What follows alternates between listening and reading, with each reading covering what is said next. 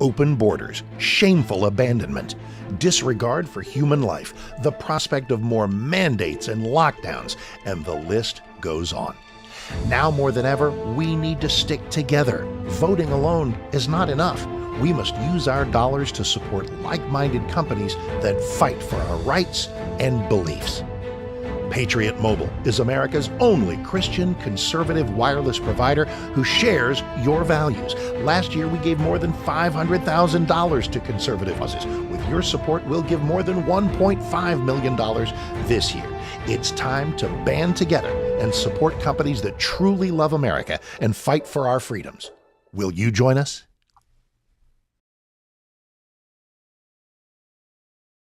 Tom Fallbush, Bob Scott, and Jim Waters.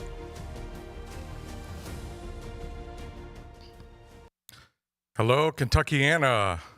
You're on 970 AM. You're listening to a show called Kentucky's Voice. I'm your special host, Dr. Lance Pearson with the Kentucky Liberty Caucus and also the Louisville Tea Party. On this conservative show, we try to present conservative news and opinion for the Louisville listeners. And if you support that effort, we would love for you to join in our efforts by financially supporting this program. So let me just lead off right with that. You can go to kyvoice.org. That's kyvoice.org on your web browser. And that will have a lot of the viewing options that I'm going to talk about as we go forward, as well as a link that will allow you to donate. If you want to text into the program or you want to get a link to donate, you can do that through text at 502-571-0970. Just text KY space voice or give, and a link will pop up and you can go on your phone and give that way. Okay, so what are your viewing options? You're probably listening to us right now on 970 AM. We also have a live stream that's going right now on Facebook Live as well as on YouTube. You can find either of those options by searching for Kentucky's Voice or the KY Voice. We also maintain an X account that is at the KY Voice. So all of those are options that you can find some of the videos posted later, especially the YouTube channel where you can see all of our archive video. If you want to see any of the clips from past shows, I encourage you to do that. So just go to YouTube, search for Kentucky's Voice, and start browsing around there. You'll find some interesting content. We also do a rebroadcast of this podcast on TV on Channel 21. If you have Spectrum, that's Channel 21. And those are usually rebroadcast at 12:30, 4, and 8 p.m.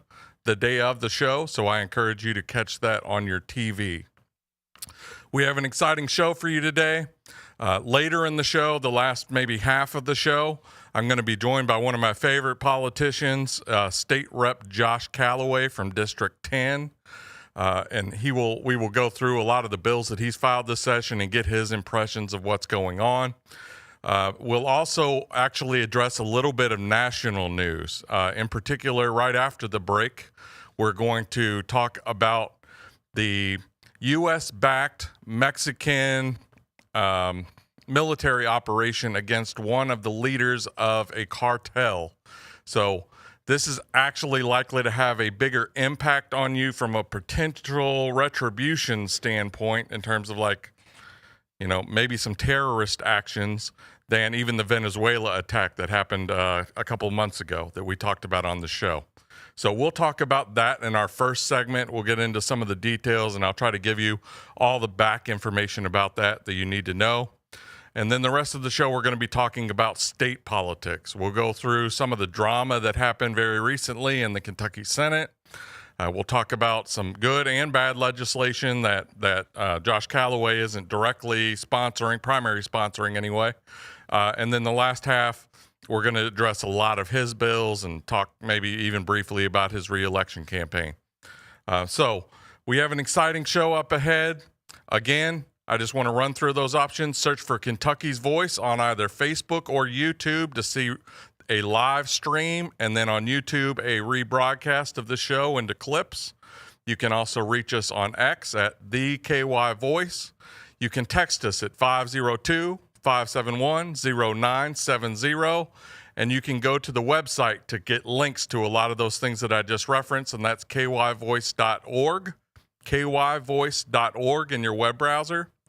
And then finally, we also have a rebroadcast on television. We're blessed through WBNA to rebroadcast the show on television if you have Spectrum on Channel 21 at 12:30, 4 p.m., and 8 p.m.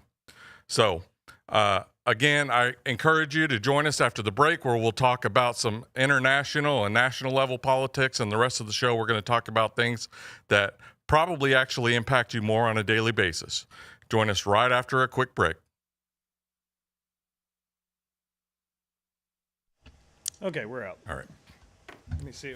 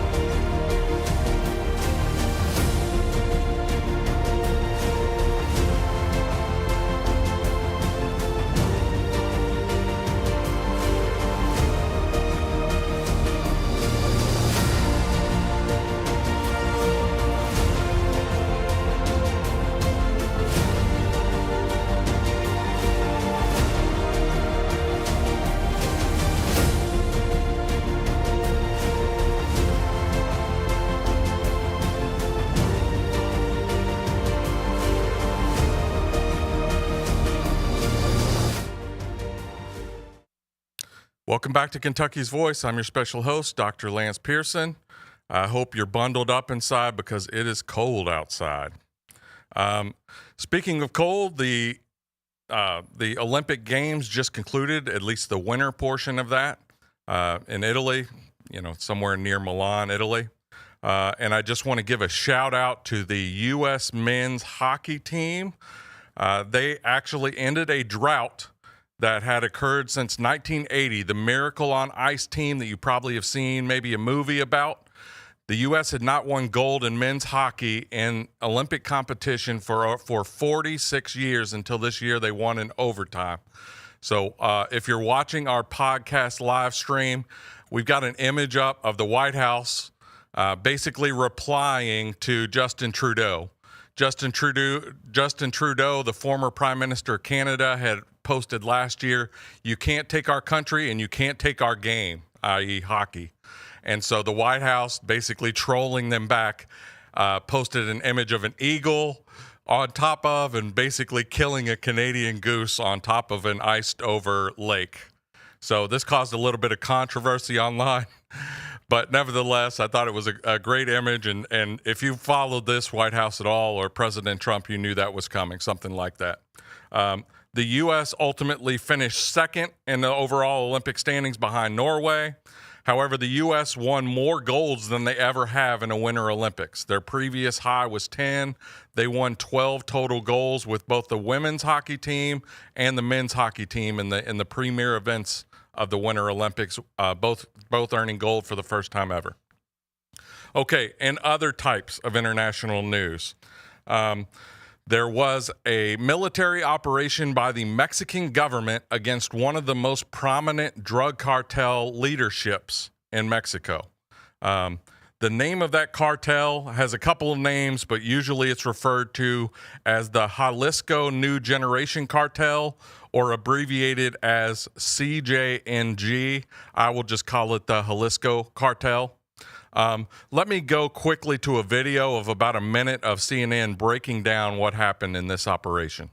Violence erupted in several Mexican states after El Mencho, leader and founder of the Jalisco New Generation Cartel, died following a Mexican military operation. The cartel became one of the most powerful and ruthless criminal organizations inside Mexico, according to the U.S. Drug Enforcement Agency.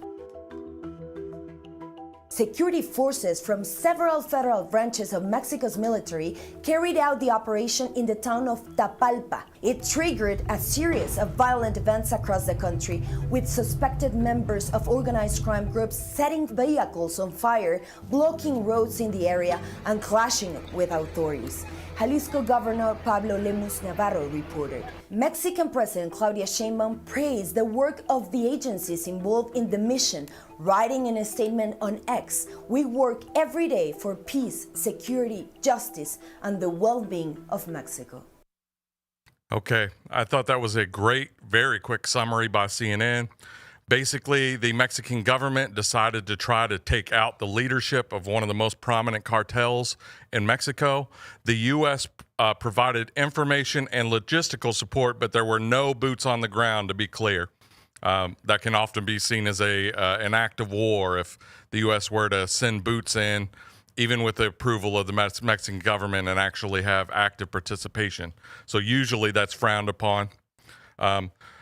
Ultimately, what that joint operation took care of is they took out the longtime leader of the Jalisco cartel. His name was Nemesco Asigüero Cervantes, also known as El Mencho, which apparently is some sort of Mexican slang for like a barbarian.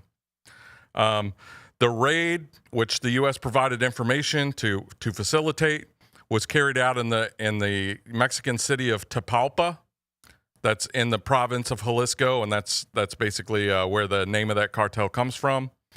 It was basically taking down the leadership of one of the most notorious criminal organizations in the world, and it set off a firestorm of violence, basically reprisals from the lower level of that cartel, and likely over the coming weeks, there will be a lot of violence in the streets of Mexico as they sort out new leadership, and maybe some of the other cartels try to take territory as they sense weakness from one of the two biggest cartels in Mexico. So let me give you a little bit of background on this cartel. If we could pop up an image of Mexico that shows kind of cartel control of the various areas of Mexico. Now, on the radio, you can't see that, but if you want to go to, again, our YouTube channel on Kentucky's Voice and see the video, you'll see a stretch basically through the middle from left to right of Mexico that runs just north of Mexico City and covers the most prominent city being Guadalajara, that was largely under the control of this Jalisco cartel. The Jalisco cartel is actually a splinter of the Sinaloa cartel, which a lot of people have probably heard about. Sinaloa basically controls most of the northern Mexican part along the Pacific coast. And so basically from Guadalajara north and then from the middle of Mexico to the west, Sinaloa largely controls, and south of that, all the way stretching over kind of into that panhandle area of Mexico, was largely controlled by this Jalisco cartel. So in 2010, this group, this Jalisco cartel, basically was a splinter group from Sinaloa. So Sinaloa continues to operate, but El Mencho basically took a faction of the Sinaloa cartel and started his own cartel. He was notorious as possibly the most ruthless leader of any of these cartels. He blended both kind of sophisticated business tactics and hiding of money, as well as extreme violence, and most notably, like the ultra-militarization of the cartels. They basically operated much like U.S. Special Forces groups, or they took cues. They basically upgraded the militarization of these cartels, including smuggling over 50 cal rifles, grenade launchers. They formed improvised armored vehicles like the U.S. military uses, that, like mini tanks basically to transport people so that they couldn't be attacked. They actually shot down with the surface-to-air missile one of the Mexican Army's helicopters as part of this escalation.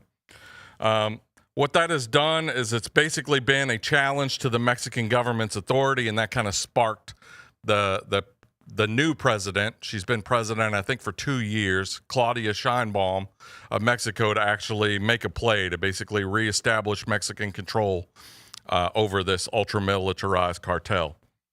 Now, this cartel, the Jalisco cartel's operations extend far beyond what you think of as traditional drug trafficking.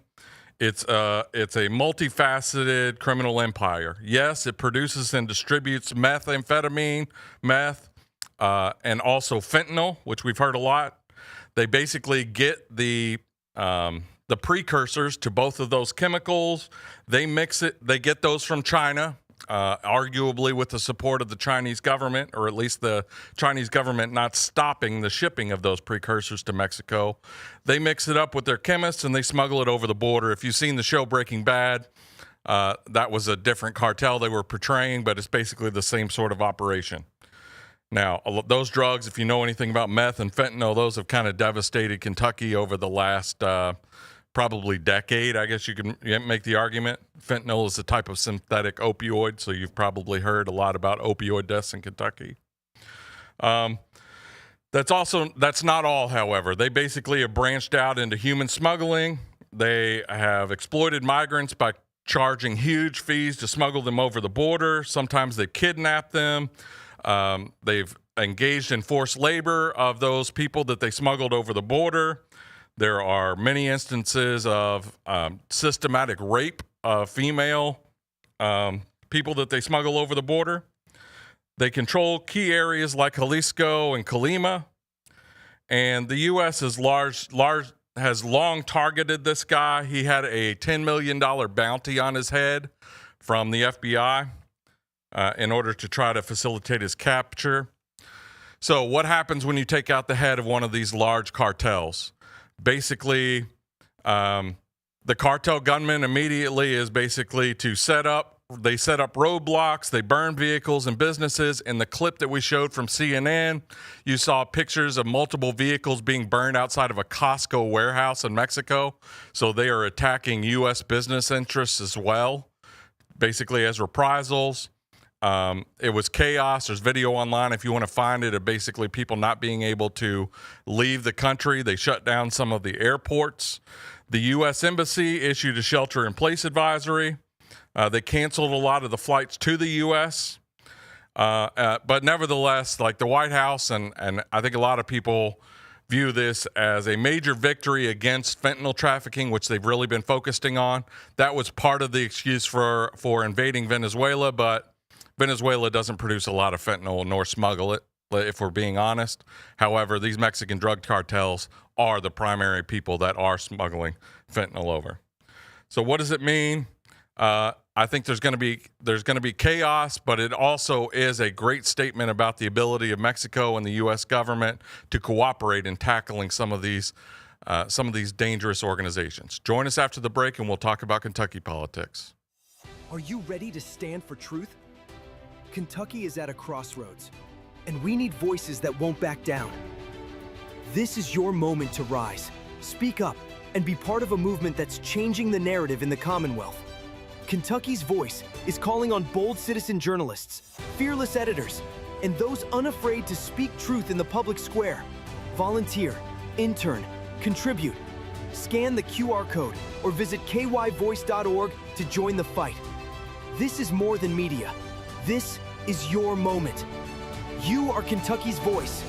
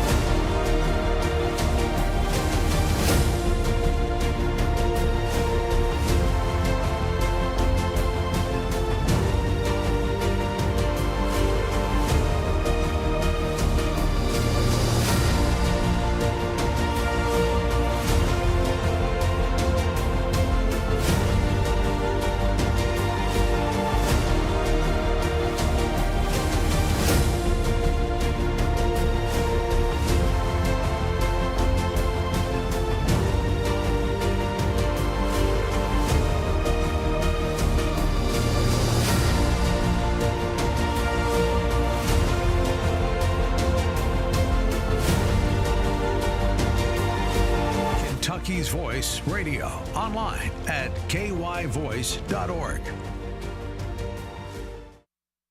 Welcome back to Kentucky's Voice. I'm your special host, Dr. Lance Pearson with the Kentucky Liberty Caucus and the Louisville Tea Party. Find both of those organizations on Facebook if you would like. I want to encourage you to follow the Kentucky's Voice, like and follow on Kentucky's Voice YouTube channel. Just go to YouTube and search for Kentucky's Voice. Like and subscribe. That will allow you to get notifications whenever new videos are posted. We do a radio show pretty much every Monday through Friday, and we have great hosts and great guests. And if you're interested in conservative talk that affects Kentucky and Louisville, I encourage you to like and subscribe so you can keep up with what's going on. All right, in this next segment, before we're joined by Josh Calloway, hopefully for our final two sections, we're going to talk about some of the other goings on in the Kentucky General Assembly. We're a little over halfway through the Kentucky General Assembly at this point. If you watched my show last week, and feel free to find that on the YouTube channel, we went through all of the Republican filed constitutional amendments to this point, and we talked about probably 15 other bills that are significant that have either passed the Senate already or passed the House already, or some other legislation that hasn't quite moved but really needs to start moving if we're going to get it past this session. Now, and we haven't had a lot of commentary on the budget. We probably still won't address that much, but we're going to talk a little bit about some other legislation in this segment and then leading into discussion with Josh Calloway. So one of the bills that I want to talk about that has now passed the Senate. It passed on completely partisan lines. There are 32 Republican senators and there are 6 Democrat senators in the Kentucky General Assembly, the Kentucky legislature.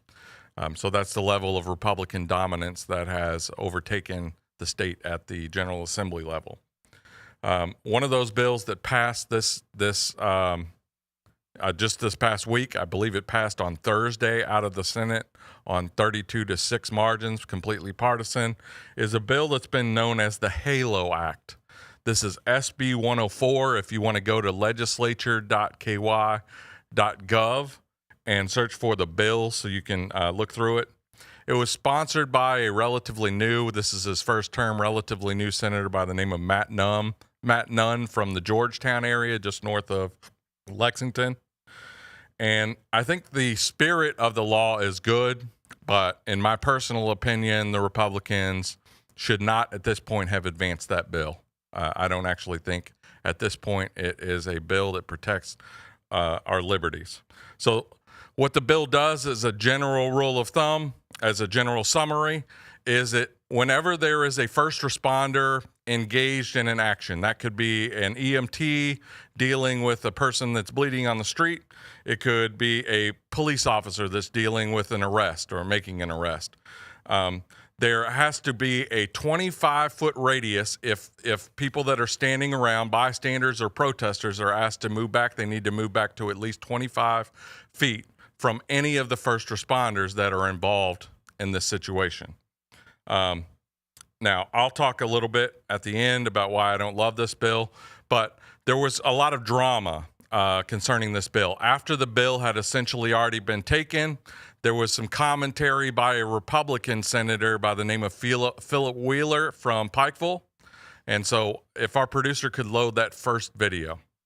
You know, we've heard a lot of rhetoric on this floor today about some of the things going on and, you know, people's right to protest. I agree. This is America. You have a right to protest. But you do not have a right to intervene in a law enforcement action or a first responder performing his duty.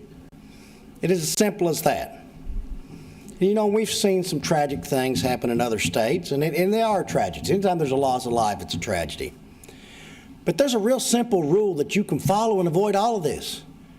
If you comply, you don't die. I mean, if you don't insert yourself into a law enforcement officer that is performing his duty, that is already a highly tense situation, you're going to be just fine. You can stand 25 feet away, blow your air horn, act like however what kind of idiot you want to act like. There's nothing in this bill that says you can't do that. Nothing. Nothing. You know? And you know, your cash from, you know, all these organizations funded by George Soros and other people, it'll still cash. You can still be your paid protester. This bill, yeah, these no votes, that's absolutely against law enforcement. It's absolutely against first responders. Make no doubt about it. That's exactly what a no vote on this bill is. And I want to thank the senator from Scott for standing up for our law enforcement and first responders here in the Commonwealth of Kentucky. They at least know that there's 32 elephants in the room and that they're going to stand with them no matter what some people in this country want to do to make their lives, even put their lives more in danger and make their lives harder. Thank you. Now, the criticism of the bill from the opposite side, and I share a lot of these criticisms, is that this bill has the potential to be used to silence peaceful assembly, the rights of a free press, and basically the filming of any of the incidents that are going on around some of these heated situations.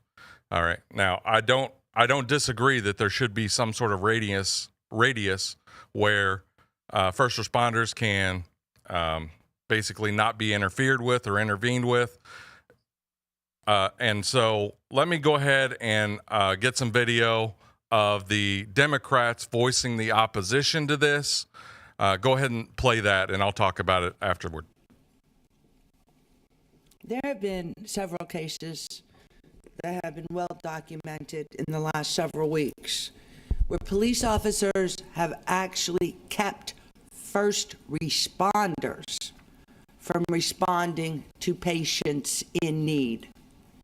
Doctors on the street that say, this person is shot, let me help them.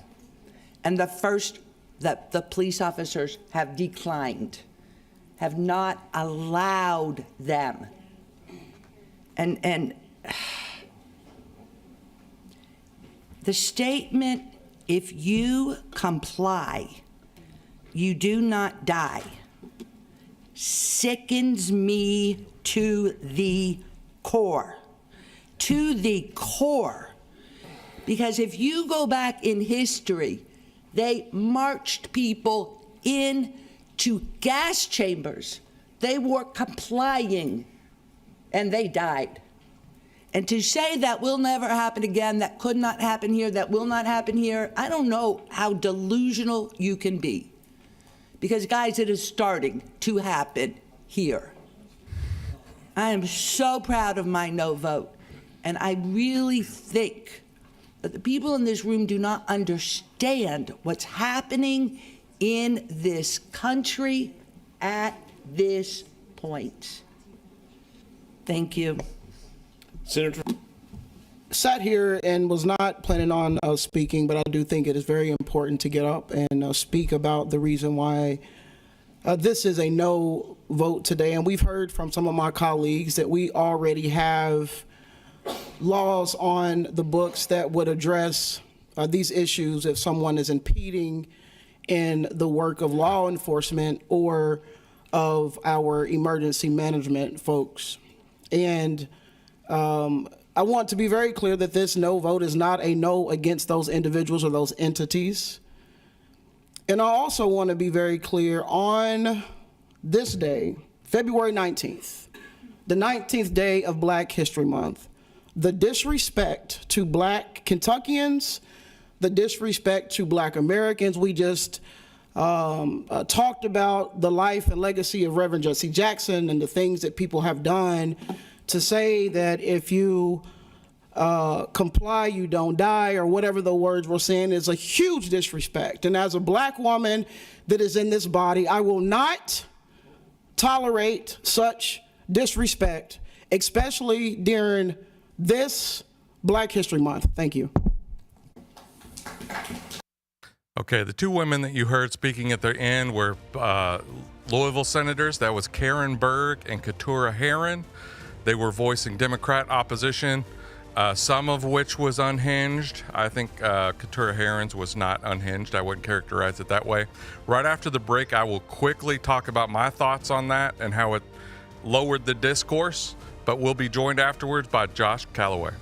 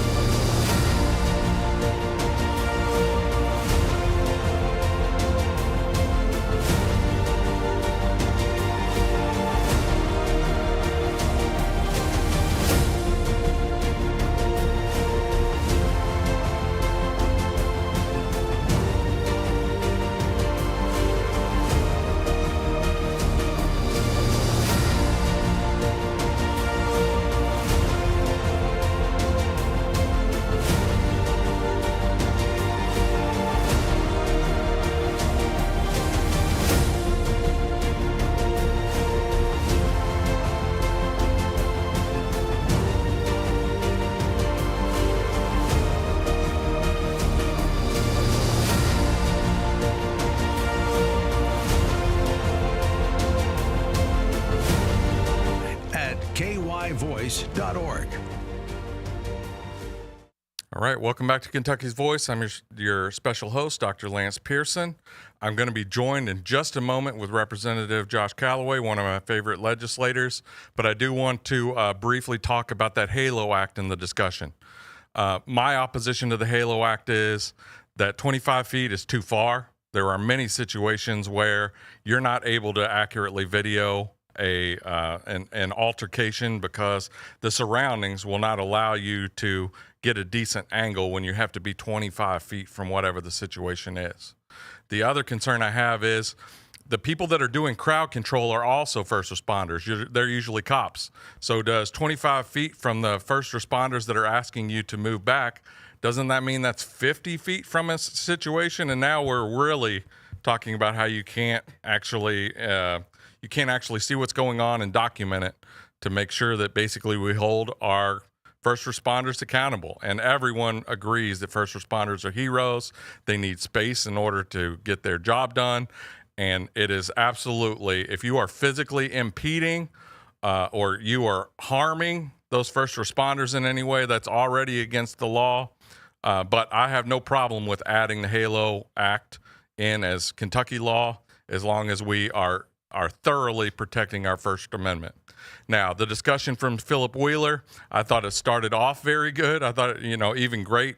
But then as he went on, he just continued to take dig after dig at the Democrats, including if you voted against this bill, what you're doing is you're voting against law enforcement and you're voting against first responders. Basically, you don't care about any of these people. Then he was implying that all protesters are funded by George Soros. I have no idea whether George Soros has funded any of that, but even if he has, that's not most of the protesters. So that started the conversation down a very negative road. Then Karen Berg, as she is wont to do, had some unhinged remarks implying that we're on the course to gas chambers, basically Nazi gas chambers. So there's no room for rhetoric like that. I mean, that's ridiculous. Nothing like that is happening, nor should it. Nor should we even be implying that anything like that is happening. What that does is it minimizes the atrocities that happened in the Holocaust. And then Keturah Herron, I thought in general, had a relatively reasonable response. However, no one was trying to make this into a racial issue, and that wasn't part of the discussion at all. And in her comments about this being Black History Month, that it took the discussion that way. So that's just an example of how the discourse in the General Assembly can really start to spiral downward, and we can move from making good policy to taking personal digs and trying to get political wins or something just over unhinged rhetoric on both sides. And so I personally, in its current form, do not support that act, but with some modifications that do a little bit more to protect First Amendment, I could come around to supporting it when it gets over to the House. Okay. I am joined now by Representative Josh Callaway from District 10, which is Breckinridge County and a good portion of western Hardin County, so just west of E-Town. Josh Callaway is one of my favorite legislators. Let me go ahead and let him introduce himself. Yeah, thank you. Appreciate the opportunity to come on, and excited about what y'all are doing here, getting good conservative truth out to the people. And so it's a really good thing. I appreciate what y'all are doing. All right, and we appreciate what you do up in Frankfort. So, Josh Callaway, let me just hop right into the bill since we don't have a ton of time. HB 296 is one of the more interesting bills that I think you filed this time. This is about dealing with psychotropic drugs, and psychotropic drugs are drugs that alter your brain chemistry and alter your thinking. You know, things like maybe Ritalin or Adderall, or you can talk about, and just tell me a little bit more about that bill, what motivated, what's it trying to accomplish? Yeah, so a lot of what has taken place in our society today is a lot of times children are children, and because of the family structure and because of especially with Medicaid and people that are on government-funded subsidies, there's an immediate push to get them on some type of medication to slow them down, to speed them up. So I started doing some research and found out that almost 10,000 children that are on Medicaid in the state of Kentucky under the age of 5 are on some type of antidepressant in the state of Kentucky. And as I begin to look at it, I've talked to parents, talked to guardians, and people that maybe are fostering children, and come to find out, a lot of times they really don't understand what the problems are with some of these drugs and the side effects of them, and how addictive they are, and how that they could lead to a lifetime of addiction. Right. And so I just filed this bill to make sure that we did informed consent beyond just a simple conversation, but a sign off by the parent or guardian, a requirement by the prescribing physician to go over everything, especially the black box type language that are associated with those drugs, and make sure that they understand before they put their child or the foster child, whatever it may be, on those drugs, that they know what they're doing and they know what the end result can be. Right. And so it's a passion of mine. Our society is not sober in so many ways, and we need our young people to be sober. They need to be able to be children. They need to be taught and taught how to act right and to behave right. And there is a need sometimes for these types of things. I just want to make sure that the parent or guardian understands what they're doing whenever they get them prescribed to their child. Absolutely. I think it's a common sense piece of legislation, and it's a problem that does not get nearly enough attention or discussion in common society. I remember when I was growing up, basically the boys ran all over the place and were wild. The girls tended to be a little bit more well-behaved. Now you go into some of these elementary schools and the boys are zombies. They're on all kinds of these medications where, I don't know, it's supposed to basically address what's normal male behavior through medication. And so the percentage of our children that are already on these psychoactive, psychotropic drugs is astronomical. And so if nothing 100,000 kids on Medicaid in the state. That's just Medicaid. And yeah, let me say this too. And I don't have the data to prove this, so some people would probably say I shouldn't say this yet. Yeah. And I don't know that I can get it. But one thing we do know, that there's a greater percentage of kids that are on Medicaid that are on these types of drugs versus people that are on private pay or self-pay. Yeah. And it is a money funneling industry, and it's an opportunity for everybody to share the wealth and get these kids on these types of drugs. And again, I can't get private pay information, because of HIPAA laws, but we do know that that is a fact. Yep. All right. Let me zoom down a little bit and talk about a couple more bills. I know at least one of these, maybe both of these you filed in past sessions, but these are more directly related to constituent concerns. So HB 311 is about railroad crossings. What does this accomplish, and what was the genesis? Why did this become an issue you cared about? So I was actually approached by Representative Nancy Tate. She came to me, and when we did redistricting, she introduced me to a new constituent of mine, a lady by the name of Tanya Cerna. And Tanya sat down with me and began to tell me her story and what had happened.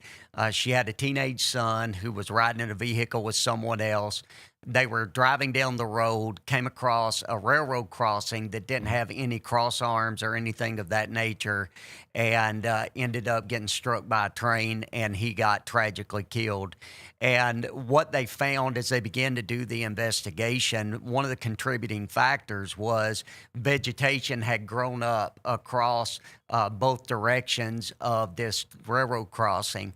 And so she actually started a foundation called Hunter's Purpose. Her son's name was Hunter, and she began to advocate for railroad safety. And we filed this bill, and basically what it would do, it would require the railroads to make sure that vegetation is cleared 300 feet in both directions of that railroad crossing, so that if somebody has their radio on, or they can't hear, whatever, distracted a little bit, they have clear visibility to make sure when they cross that crossing that it is safe, there's no train coming.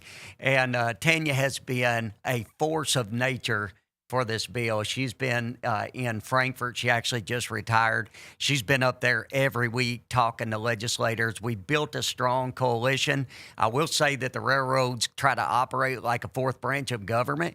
And so we are trying to negotiate with them right now, but we do give them hundreds of millions of dollars in our budget for safety purposes and other things.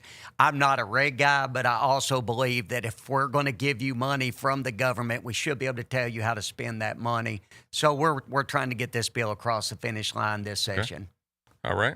A simple bill, maybe negotiation on distances, 300, 200, all those things, all the sausage. That's how the sausage gets made.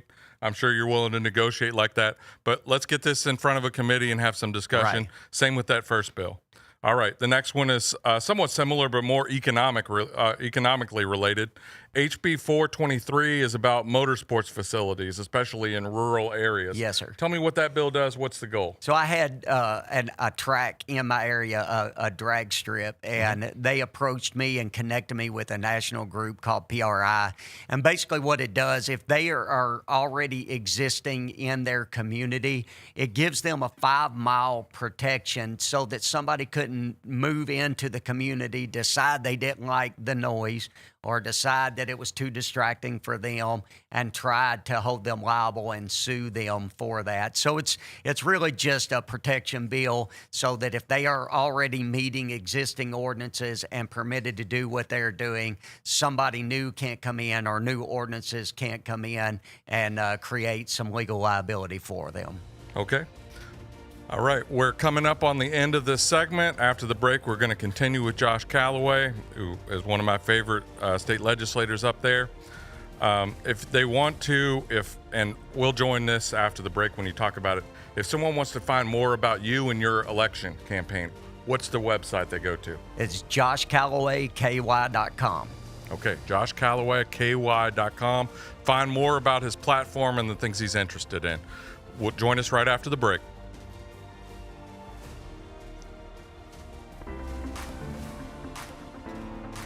Kentucky's Voice is your home for real news, real people, and real answers.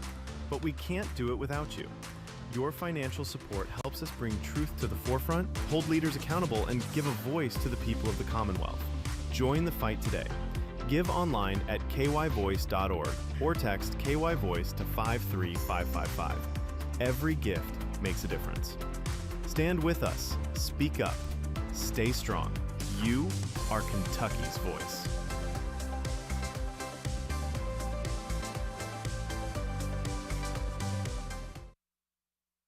Okay, we can talk.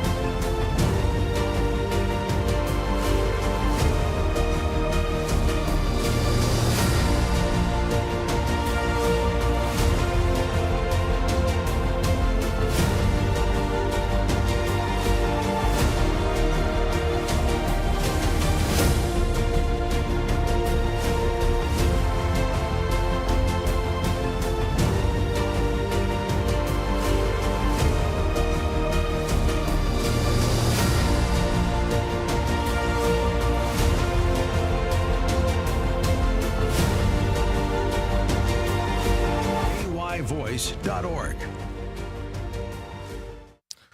Welcome back to Kentucky's Voice. You're listening to us on 970 AM, or you're watching our Facebook live stream or YouTube live stream at Kentucky's Voice. Be sure to go to that YouTube space and search for Kentucky's Voice to see past episodes. And then when we clip up this video, you'll be able to watch this in segments and bite-sized segments. All right, we're joined with Josh Calloway, one of my favorite legislators in the Kentucky General Assembly. He represents Breckinridge County and a little bit of Hardin, the western part of Hardin County. He talked about 3 bills that he had primary sponsored this time. One of the focuses that Josh Calloway has had since he was up there is basically protecting the innocence of children, and I think he's filed 2 bills, or he's co-sponsored 1 bill and primary sponsored a bill that deal with that. So the first one, and we'll have a little bit of disagreement about this, but he's a very hardliner, and everyone should be a hardliner in stopping sexual abuse of children. Yes. Let's be very obvious about Yes. that. So tell me a little bit about what HB 399 does. And I'll have a little bit of commentary. We won't get in a fight on the air. No, Go that's ahead. great. We've had this discussion many times before, and I know where you stand. You know Yep. where I stand, and we both take our position for the same reason. Exactly. You know, so that's why it's not really a point of conflict. Yeah. We both want to address the same thing, and that is to make sure that children are not sexually abused. Absolutely. And so what this bill does, it just adds another option in for the judge for first-degree sexual assault, that the judge, if the child is under the age of 12, could give the option for the death penalty. And it's simply meant to be a deterrent. That's the whole point of it. And we've tried to attack this issue from many angles. We have the grooming bill, House Bill 4, that was passed already this session out of the House. And so we're trying to look at every angle to make sure that predators are addressed, they're caught before they offend, and that we protect children at all costs, in the womb and out of the womb. Both of those, they're innocent, and we have to protect them. So that's what this bill does. It just gives that option for capital punishment for the judge. Yeah. And so just to be clear, we're talking about first-degree rape, sodomy, and sexual abuse of children, I think under the age of 12, you Yes. said. Obviously, horrendous crimes. There's no argument whatsoever. My only point is that this exceeds that Old Testament lex talionis, eye for an eye. As horrible as these crimes are, they are not capital offenses. They are not killing these children. They are traumatizing them beyond belief. These children will go through years of recovery. I don't want to minimize in any sense how horrible these crimes are. My position, however, is that we should only have the state allowed to have capital punishment in cases where a death occurred, an actual murder occurred. But anyway, I think both of our hearts, and especially I know Josh Calloway's heart is in the right place here, and these are horrendous crimes that require. He also got a little bit into HB 4, which we talked about on last week's episode. Find that on YouTube. And that was a prohibition or making it criminal to engage in grooming activity. Right. And so we talked about that last time, but grooming is just basically an older person preying on a young person and basically not engaging in sexual activity with that person under the age of 18, but setting them up to set up a relationship. And can I say something about that? Because, we get pushback sometimes over the craziest things. Yeah. But I want it to be clear that it doesn't matter if it's a school teacher, a coach, a police officer, or a pastor, or a Sunday school teacher, or a youth director. It doesn't matter. In every sector of society, we have predators, and we understand that. That's right. And so a lot of times you hear about specific things that make news from a certain sector of society, but all of the above should be punished to the fullest extent of the law, and we got to make sure our laws allow that to happen. But it doesn't really matter who they are and where they come from in society. It's wrong across the board. Absolutely. And I don't want to spend a ton of time on this because I'm virtually positive it's not going to get a vote this cycle, this upcoming bill. That's HB 690. I just want to bring it up. We don't have to have this fight also. But this is HB 690 is a Prenatal Equal Protection Act. It basically involves regarding an unborn child as at the same level as any other child. And the consequence would be abortion would be essentially considered murder. Do you want to just talk very briefly about this bill? That's exactly what it does. So it does work on our fetal homicide section of the law. And it just says if we believe abortion is murder, then we treat that unborn baby the same way we would if anybody else got killed. Right. Absolutely. The spirit of, I think his heart's in the right place. Ideologically, I like it. The sticking point for most people is, do we want to start prosecuting doctors for things like murder? And I actually got a text from a text line, and they were talking about the prescribing of those psychotropic medications to children. And the question was basically, aren't the doctors also responsible? Should they be criminally charged? I know in any of this legislation, when we start moving into charging doctors, that becomes a sticking point that we can't get those bills over the finish line. But I think our listeners understand, what his logic is, and I think it's fairly sound logic. It's just that always is a barrier when you start crossing that. How do you get through that? Yeah. Exactly. How do you get through that barrier? All right. Another bill that you filed is on gender transition services. This is HB 553. Last session, I believe, a bill that related to this was passed. So what's the difference between what passed last time and what passed this time? So I actually filed this same bill last session. And and before we even get in, tell me what gender transition services actually means. That's a euphemism. What are we talking about here? Yeah. So, it would be anything that affirmed, whether it be by means of counseling, by means of medication, or by surgery. Okay. So that's what gender transition services would entail. Anything that is affirming, whether it be prescribed medication, surgeries, or counseling, one-way counseling, for someone to transition. And so I filed it last session. What that bill simply says is that no tax dollars can be used for gender transitions for anybody, minors and or adults, and that no state health plans or government-funded health plans can allow for this to take place. Now, when we say government-funded, we also have to understand that's us. That's right. That's taxpayer-funded. So what we did last session, we went to the cabinet and the Bashir administration. We began to discuss that we were hearing it was going on in prisons, that we were paying for people's gender transition in prison. They said it wasn't happening. Then they came back in November of that year and said, well, it's happening, but not very often. Then they came back and said, okay, it's 62 people that we're paying for. So all of those people were getting it paid for by Medicaid. But at the same time, when I filed this bill, they also sent me an impact statement and said that we were going to end transition services for 12 to 15,000 people. So I began to dig and try to find out what was going on, and what it was state and local government health plans that we were paying for this. So when we passed the bill last session, we really fixed about 0.5% of the problem. I got an email from the Kentucky LRC the other day, and they said, if we stop paying for this, we will save the taxpayer well over $500,000 just like that by ending our paying for these types of services. I don't think taxpayers should be on the hook for this type of thing at all, and I think most taxpayers would agree with me on that. No, I think you're right, and again, I think you explained it quite well. What an adult decides to do in terms of, and I regard abortion as affecting another person.